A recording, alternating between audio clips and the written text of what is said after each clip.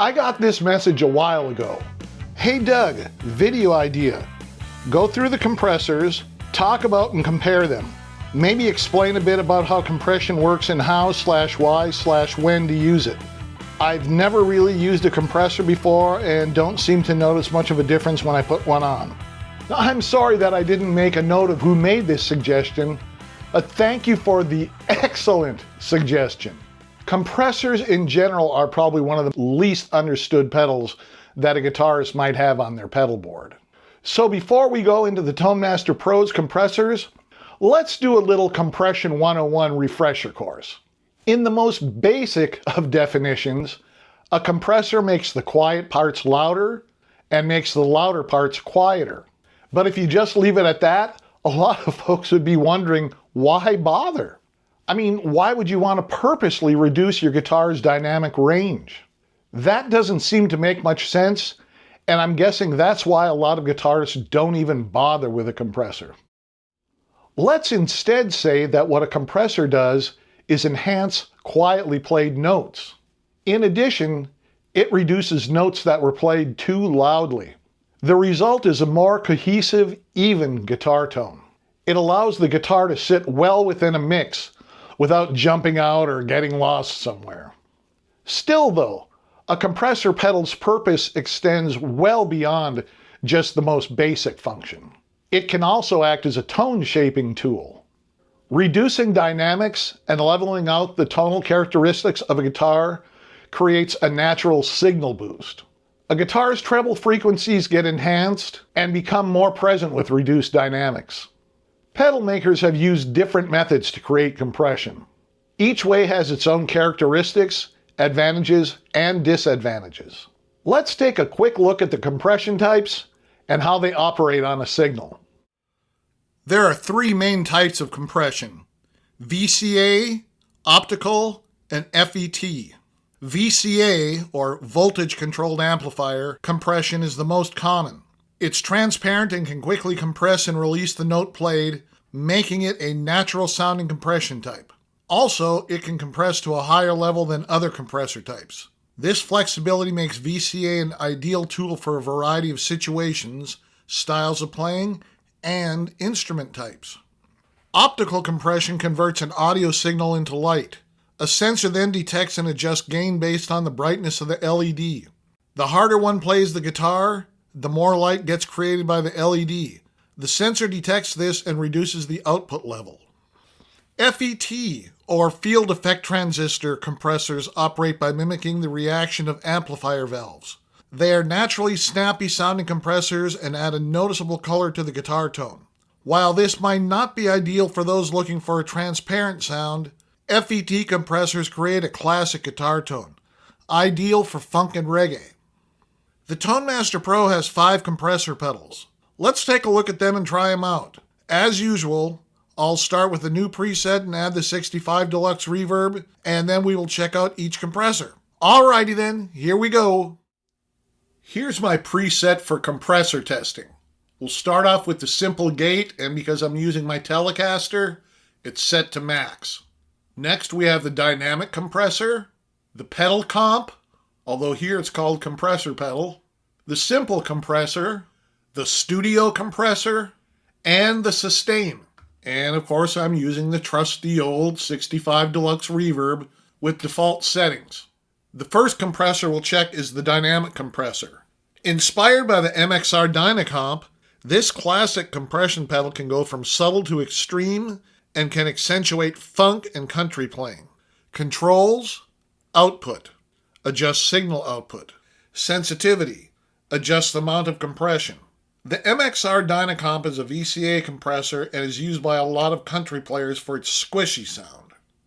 Let's put the dynamic compressor in bypass and you can see how the amp sounds all by itself with the gate.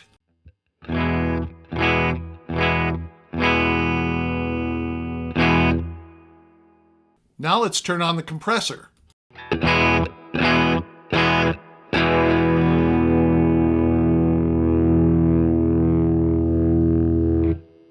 You can hear that it gets a little bit more jangly, and on my end, it feels a little bit more squishy.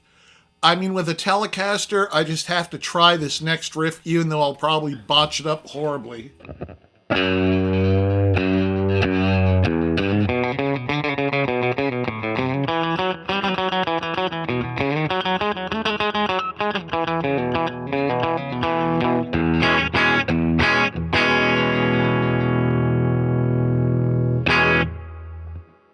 And it's great for funk, too.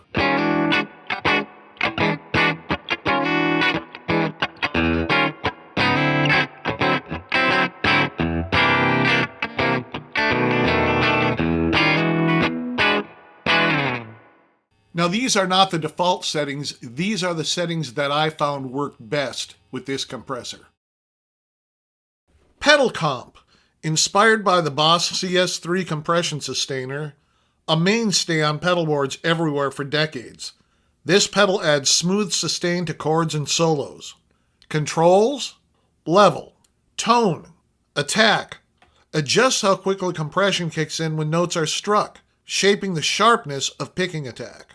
Comp, adjusts the amount of compression, turn clockwise for more sustain.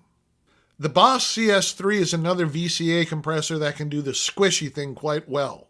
A lot of guys can't deal with this pedal, but apparently the secret is to go from right to left when adjusting the knobs.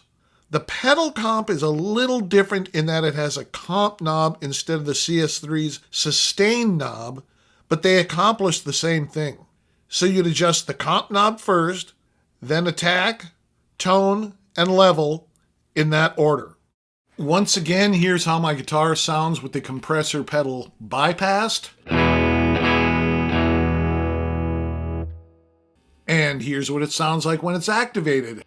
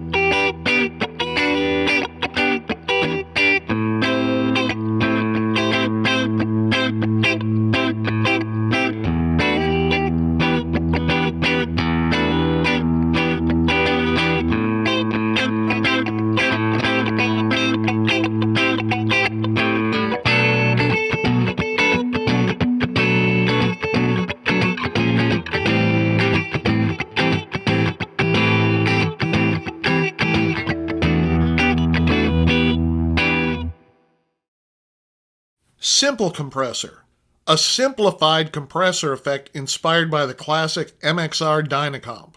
Controls, type, adjusts amount of compression. Okay guys, this pedal confuses me. The model guide says that it was inspired by the classic MXR Dynacomp, but I don't see it. The Dynacomp doesn't have a type knob. The only one knob compressor pedal I could find is the Copper Sound Iris, which is described as being a studio-grade optical compressor. It has one volume knob and a 3-way mode switch that allows you to choose between low, medium, and high compression. That's the closest match that I could find. Here's the simple compressor bypassed.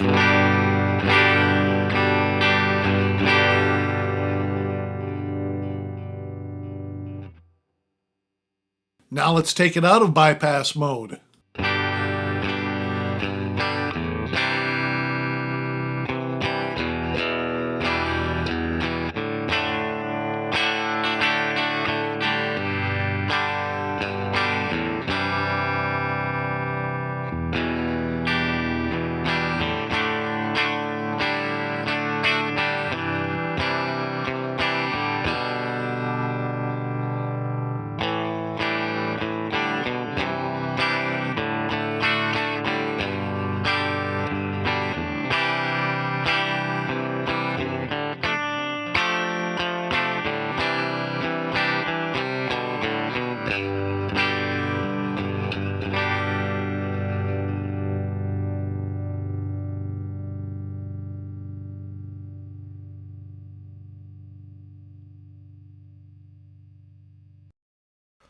Studio compressor, advanced compressor effect with added gain, threshold, attack, and release controls for additional flexibility.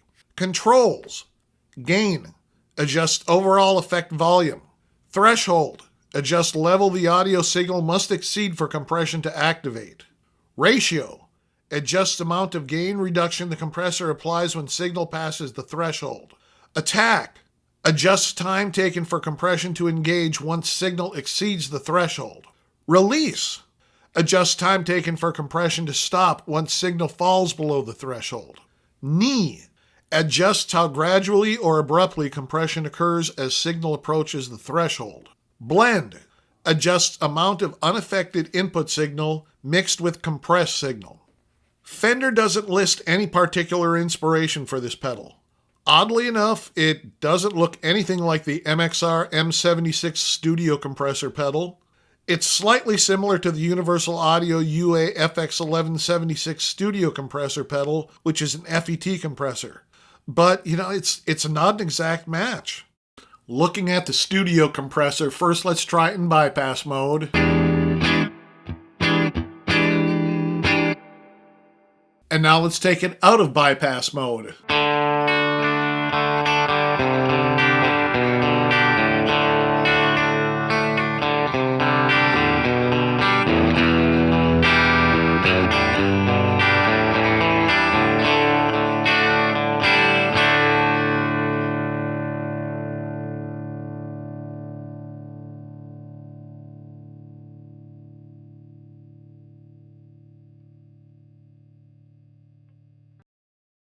Sustain, inspired by the MXR M163 Sustain, a rare 1980s compression pedal with a particularly strong compression effect and short attack time. Controls: sensitivity, adjust compression ratio, and output, adjust overall effect volume. The M163 Sustain pedal was made between 1981 and 1984. You can find a few of them on Reverb in decent condition for under $200. The Sustain pedal really surprised me. Like I said, I'd never heard of it, and for just a 2-knob compressor, it does a heck of a job. Again, here we are in bypass mode. And here it is with the pedal activated.